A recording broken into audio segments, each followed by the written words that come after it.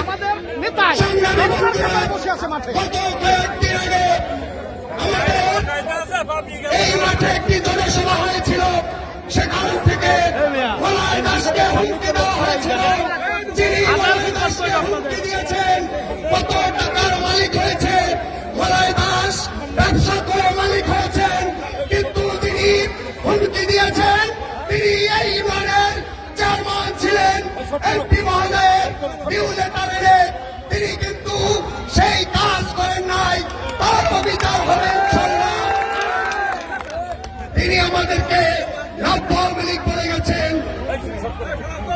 1996 সাল থেকে আমরা কিন্তু আওয়ামী লীগ করি। এই লড়াইয়ে আমরা রক্ত দিয়েছি।